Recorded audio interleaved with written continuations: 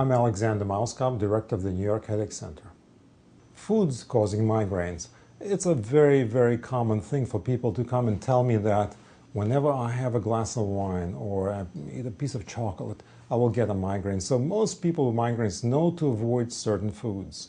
The most common triggers are chocolate, as I mentioned, red wine, other alcoholic beverages, even healthy foods such as yogurt, bananas, citrus fruit, onions. And for each individual person, it's a different set of foods. You can't tell everyone with migraines you have to stop eating all of these foods. The way to find out what triggers your headaches is to keep a diary.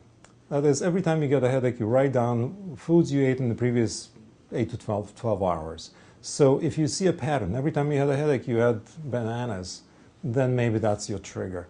For many people, food does not play a role at all. They can eat anything, they can drink anything, they will not get a headache from food. For some people, it's dramatic. That is, if they stick to a very strict diet, they will not get a single headache. For most people, it's in between.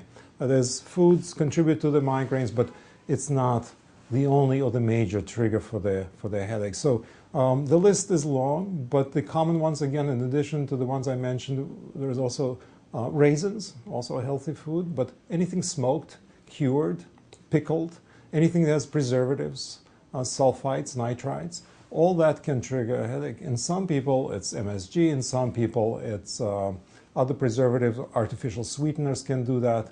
And again, it's very individual. You cannot generalize. You cannot tell everyone you shouldn't drink any diet drinks.